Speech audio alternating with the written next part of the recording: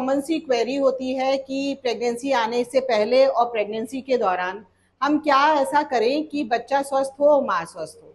जैसे कि आजकल सभी को चाहिए कि हमें नॉर्मल डिलीवरी हो जाए, तो आज की परिभाषा में नॉर्मल डिलीवरी का मतलब होता है कि एक पूरे टाइम का स्वस्थ बच्चा हो और माँ स्वस्थ हो, ना कि ये किसी वेजाइनल डिलीवरी हो जाए। तो प्रेगनेंसी आने के 3 महीने पहले से ही आपको क्या खाना पीना अपना चेंज करना चाहिए, क्या आपको एक्सरसाइज करनी चाहिए, कैसे अपने आप को मेंटली फिजिकली स्वस्थ रखना चाहिए आपको, इसी सब के बारे में बताने के लिए एक छोटा सा सेमिनार आज हम लोगों ने रखा हुआ है, जिसमें कि हमारे यहाँ की फिजियोथेरेपिस्ट डॉक्टर शंखला सिंह ये आपको पूरा बताएंगी कि क्या क्या एक्सरसाइजेस किस टाइम पे क्या करना चाहिए, और डॉक्टर शालू वर्मा माई डाइटिशियन है, ये आपको डाइट के बारे में सब कुछ बताएंगी। और इसमें एक चीज जो हम ऐड करना चाहेंगे आज के दिन कि आजकल सोना जागना लोगों का बहुत डिस्टर्ब्ड है, बहुत लोग नाइट ड्यूटी भी करते हैं और कुछ लोग रात भर मोबाइल में लगे रहते हैं। इससे आपका सर्केडियन रिदम बदल जाता है, आपकी हार्मोनल चेंजेस होने लगते हैं, जिसकी वजह से पीसीओडी जैसी प्रॉब्लम होती है, बच्चा आने में भी दिक्कत रहता है, और फिर प्रेगनेंसी के दौरान भी बहुत सारे कॉम्प्लिकेशंस जैसे कि ब्लड प्रेशर बढ़ना, शुगर गड़बड़ हो जाना, ये सब भी रहता है। तो प्रेगनेंसी प्लान करने के पहले से आप लोगों को अपना सोना जागना ठीक करना पड़ेगा। 7-8 घंटे की स्लीप रात में लीजिए, दिन में अच्छे से आराम करिए, और अपने आप को मेंटली स्वस्थ रखिए। घर के जितने भी बड़े लोग उस समय होते हैं, वो लोग माँ को खाना पीना तो सब अच्छे से देते हैं, लेकिन उनको खुश रखें ताकि वो लोग रिलैक्स रहें। तो आगे अब मेरे ख्याल से डॉक्टर शंखला पहले सब एक्सरसाइजेस के बारे में बताएंगी आपको। Thank you ma'am. गर्भावस्था के दौरान जो एक्सरसाइजेस की जाती हैं, वर्जिशें की जाती हैं, उनको हम कहते हैं एंटीनेटल एक्सरसाइजेस, जिसमें कि बच्चा भी स्वस्थ रहे, माँ भी स्वस्थ रहे, डिलीवरी हमारी ज्यादा से ज्यादा संभावना रहे कि नॉर्मल हो। हर एक इंसान चाहता है कि नॉर्मल डिलीवरी की संभावना ज्यादा से ज्यादा हो। आज का टॉपिक यही है कि एंटीनेटल एक्सरसाइजेस, जो है गर्भावस्था के दौरान की एक्सरसाइजेस। जो भी वर्जिशें होती हैं वो 3 स्टेप्स में होती हैं। कहा जाता है कि first trimester, second trimester, third trimester. First trimester वो कहा जाता है जिसमें कि पहले से 3 महीने तक का, फिर 4 से 6 महीने तक का, फिर 6 से 9 महीने तक का, ये 3 ट्राइमेस्टर में एक्सरसाइजेस एक्सप्लेन की जाती है। कोई भी वर्जिश बिना गायनेकोलॉजिस्ट के संपर्क के, पहली बात तो उनसे बिना परमिशन के नहीं करनी है। जब भी हो, गायनेकोलॉजिस्ट अगर आपकी संपर्क कह रही है कि हाँ ये अब सही है, आप वर्जिश कर सकते हो, कोई भी ऐसी खामी नहीं है, सब कुछ नॉर्मल चल रहा है, तब वो जो है फिजियोथेरेपिस्ट को रिकमेंड करते हैं। तब आगे फिजियोथेरेपिस्ट बताता है कि हाँ ऐसी एक्सरसाइजेस करनी है या नहीं करनी है, या कौन सी करनी, कौन सी नहीं करनी। सबसे इम्पोर्टेंट बात है कि यूट्यूब आजकल चला हुआ है, गूगल पे लोग हर जगह पे अपने आप ही जो है उसको देखकर एक्सरसाइजेस शुरू कर देते हैं, क्या ऐसे क्या कर दिया जाए, वैसे कर दिया जाए। ये बिल्कुल भी नहीं करना है, क्योंकि ये घातक है, बच्चे के लिए बहुत ज्यादा घातक है, माँ के लिए भी उतना ही घातक है। क्योंकि हैवी एक्सरसाइजेस होती हैं, कब करना है कब नहीं करना है, तो ये पूरा एक फिजियोथेरेपी से समझते हुए, उसकी अंडर में रहते हुए, सुपरविजन में रहते हुए उन एक्सरसाइजेस को करना। तो एडवांटेज इसका ये है कि अगर हम करते हैं, प्रेग्नेंट वूमेन करती है तो वो सर्कुलेशन को बढ़ाती है, खून का दौरा बढ़ेगा, जो कि मदर में भी और जो वूम है उसमें भी सर्कुलेशन जो है अच्छा से अच्छा होगा। दूसरा चीज, अगर एक्सरसाइज वो कर रहा है तो खून का दौरा जब बढ़ेगा तो जहां भी प्रेग्नेंट वूमेन जैसे जैसे जो है ट्राइमेस्टर वाइज बढ़ता रहता है बेबी, वैसे वैसे हर एक औरत कंप्लेन करती है मेरे बैक में दर्द हो रहा है, मेरे पैरों में दर्द हो रहा है, मेरे पैरों में खिंचाव हो रहा है।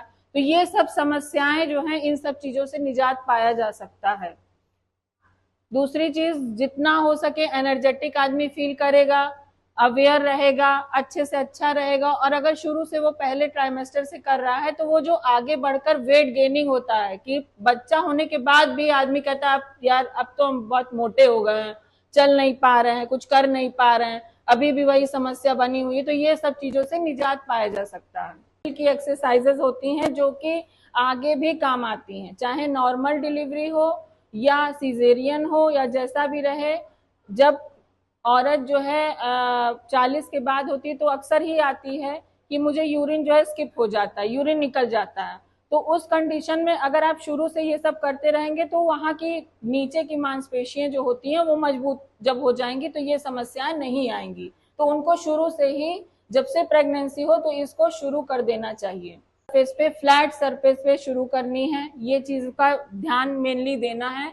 और जब भी करना है तो ड्रेस जो होगी जैसे कि मतलब कि बहुत आरामदायक जो है पोशाक पहननी है, ये नहीं कि बहुत टाइट पोशाक पहन करके हम वर्जिश कर रहे हैं और दिक्कत हो रही है। खान पान का ज्यादा से ज्यादा ध्यान रखना है, क्योंकि जब भी आप एक्सरसाइज करते हो तो उस वक्त आपकी एनर्जी बर्न जो है कैलोरीज होते हैं, उस वक्त कोई वीकनेस ना आए, कुछ ना हो। तो उसमें धीरे धीरे अपने खाने की लाइफस्टाइल को थोड़ा सा बढ़ाना चाहिए, इंटरवल पे खाते रहना चाहिए। हो सकती है जब एक्सरसाइज वैसे भी आम इंसान करता है तो पानी की कमी ऐसे होती है कि पसीने से भी पानी निकल रहा है, और गर्मी है तो बहुत ज्यादा सुस्त रहता है, तो डिहाइड्रेशन ना हो इसके लिए पानी भी इंटरवल पे पीते रहना चाहिए। 10 से 15 मिनट की एक्सरसाइज अगर है आपकी तो कम से कम 3 से 4 इंटरवल पे आप थोड़ा बहुत पानी को ले सकते हैं। एडवाइसेस क्या है कि जो भी पहली बात तो बिना गायनेकोलॉजिस्ट से संपर्क किए कोई भी चीज आगे नहीं बढ़ानी है। क्यों? क्योंकि जो है कब बोला जाता है कि ब्लीडिंग हो रही है, बच्चा पेट में आया 3 महीना 4 महीने में वो बताने लग जाते हैं कि आज ये हो रहा है, आज ब्लीडिंग हो रही है। ऐसी ये समस्याएं अगर हैं तो बिल्कुल भी एक्सरसाइज को रोक देना है, एक्सरसाइज को नहीं करना है। दूसरी चीज, वेट लिफ्ट बहुत नहीं करना, जैसे भारी वजनदार सामान उठा रहे हैं, ये सब चीजें नहीं करनी है। मूवमेंट्स जो है बहुत ही जर्की नहीं करना है। जैसे एक्सरसाइज में आदमी सोचता है अच्छा अब तो मतलब हम ठीक हैं, खूब तेजी से चल लें, खूब तेजी से एक्सरसाइजेस कर लें, झटके वाला कोई मूवमेंट कर लें, ये सब चीजों को नहीं करना है। और एक्सरसाइज अवॉइड कब करना है? जब वेजाइनल ब्लीडिंग हो, बिना गायनेकोलॉजिस्ट से संपर्क किए नहीं करना है, कोई भी जर्की मूवमेंट नहीं करना है।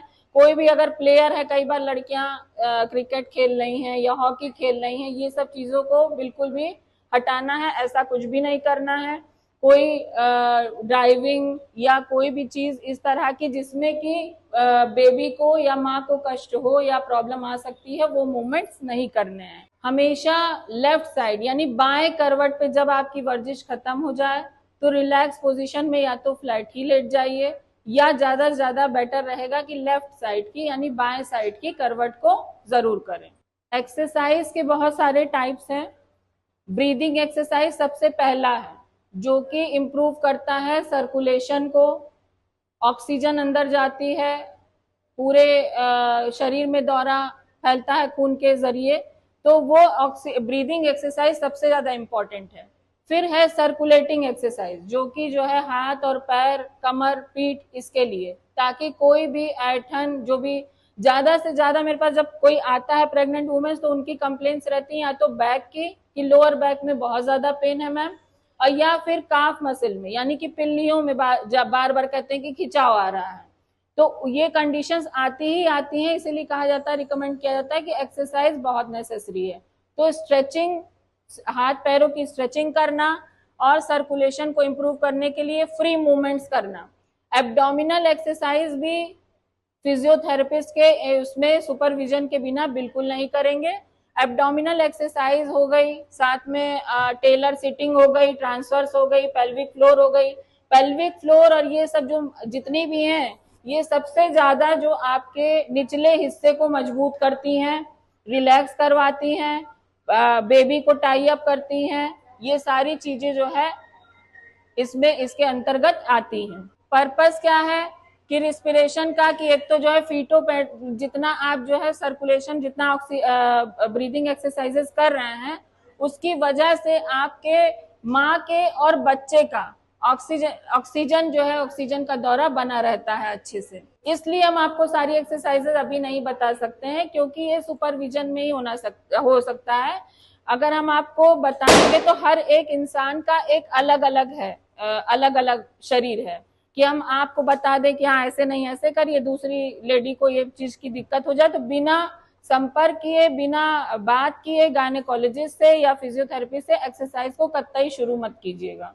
ये शोल्डर एक्सरसाइज कर सकते हैं, लेग की एक्सरसाइज कर सकते हैं, अगर बहुत है तो फ्री मूवमेंट्स आप कर सकते हैं, पैदल चल सकते हैं, ये आप अपने आप कर सकते हो। बट और एक्सरसाइजेस को बिना पता किए, बिना जाने नहीं करना है, यूट्यूब पे देखकर बिल्कुल नहीं करना है।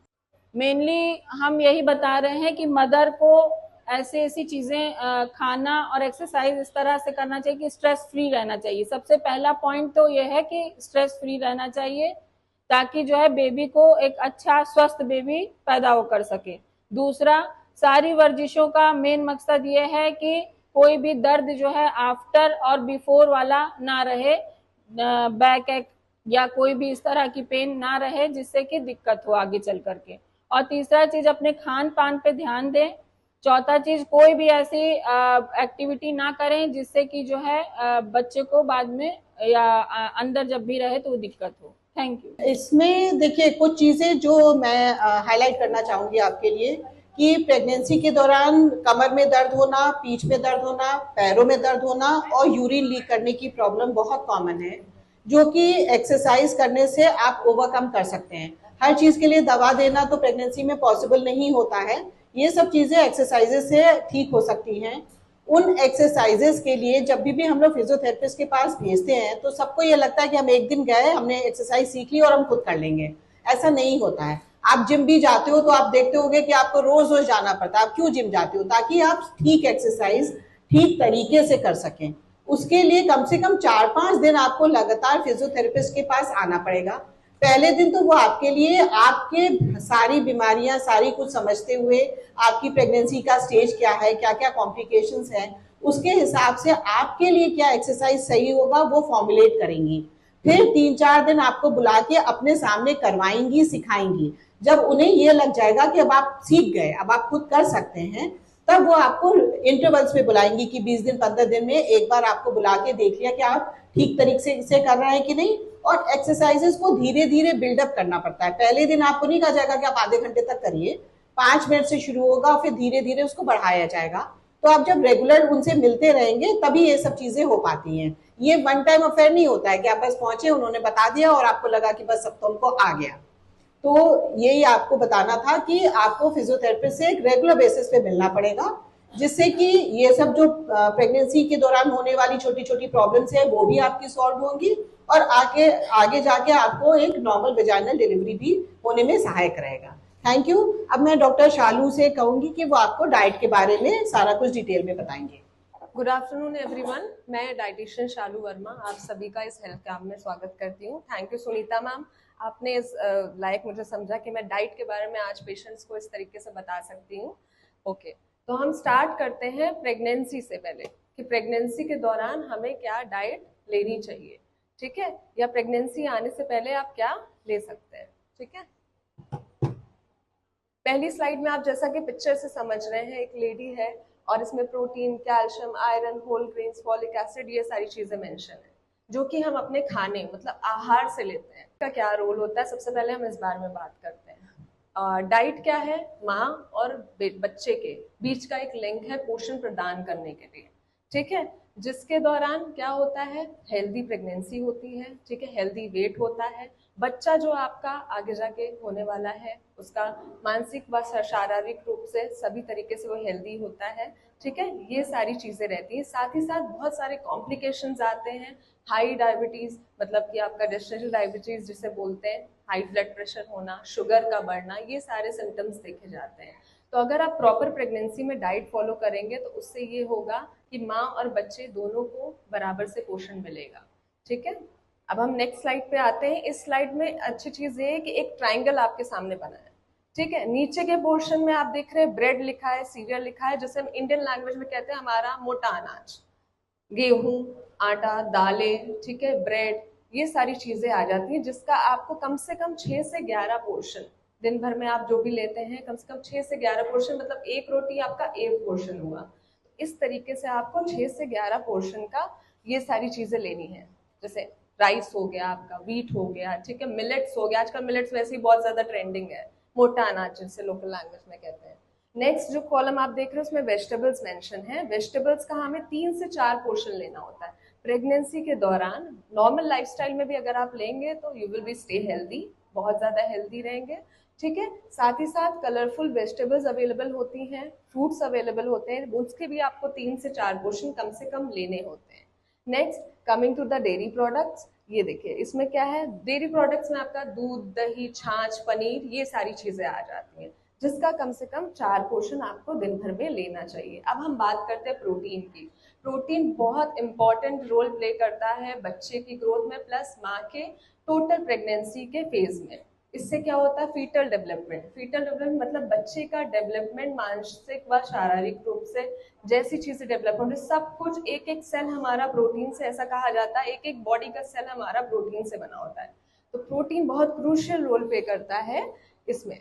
Then coming to the fats, sugar and oils. Fats में हम बात करते हैं, फैट्स क्या है, जो हम नॉर्मल घर में तेल इस्तेमाल करते हैं, सरसों का तेल, सबसे स्पेशली मैं घी की बात करूंगी। Ghee is the most healthiest fat, ठीक है। तो कोशिश करिए कि आप इंडियन वर्जन पे टिके रहें, घी का इस्तेमाल करें, ठीक है। रिफाइंड ऑयल जो कि सैचुरेटेड और ये सारे फैट्स में आ जाता है, उसका कंजम्पशन कम से कम करें, ठीक है। शुगर नेचुरली जो हमारी सृष्टि ने हमें दिया है, जैसे फ्रूट्स के फॉर्म में शुगर्स है ना, वो सब चीजें आप अच्छे अमाउंट में, बाकायदा वो पैकेट्स में पैक होके कैंडीज, गमीज, इसका कंजम्पशन कम से कम रखें।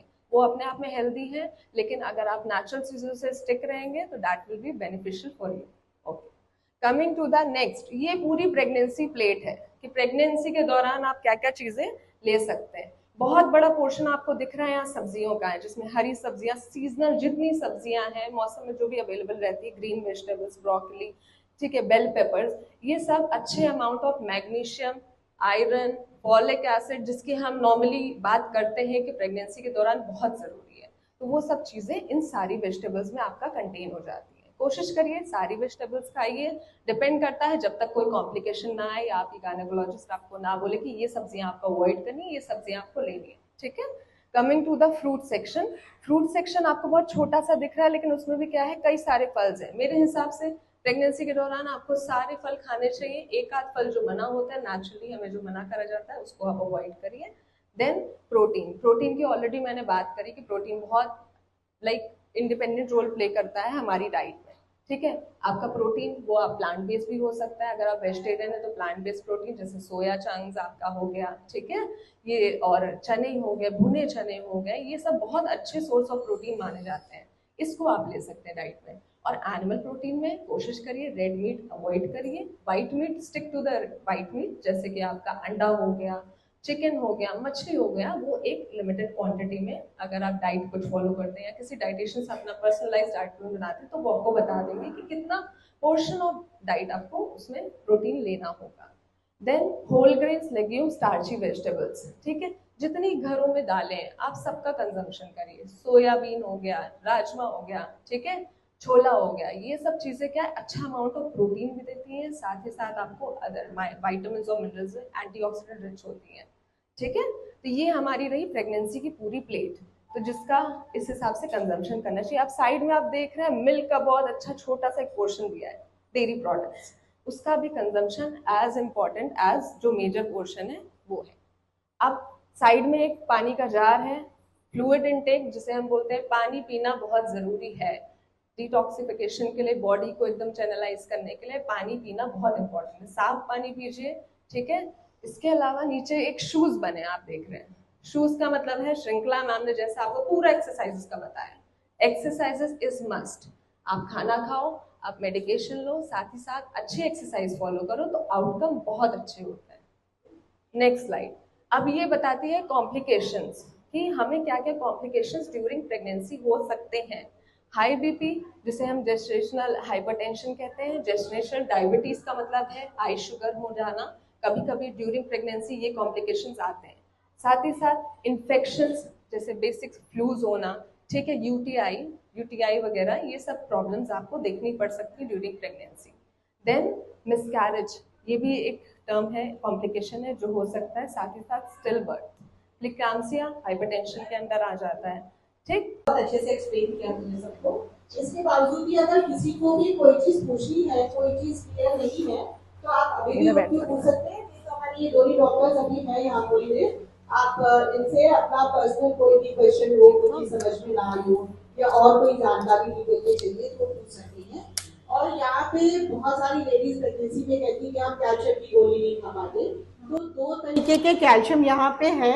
एक आप पानी में घोल के पी सकते हैं पानी को, और एक च्यू कर सकते हैं। उसी के लिए इन लोग को बैठाया था ताकि ये लोग आपको बता सकें कि किस तरीके का है वो और उसको कैसे लिया जा सकता है, ताकि जो लोग बड़े बड़े टैबलेट्स नहीं घोल पाते हैं उनके लिए भी ये चीजें अवेलेबल है। तो आप यहाँ पे देख सकते हैं अपने लिए।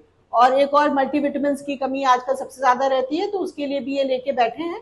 ये आपको फ्री में सैंपल्स देंगे, आप उसको भी ले सकते हैं। और किसी को कोई भी क्वेरी हो तो प्लीज इन दोनों डॉक्टर से मिल लीजिए। और थैंक यू वेरी मच। अगर आप लोग को अच्छा लगा हो तो आप लोग यूट्यूब पे मैं डालूंगी, उस पर लाइक करिएगा, तो हम लोग फिर ऐसे क्लासेस और भी रखेंगे। Okay, thank you.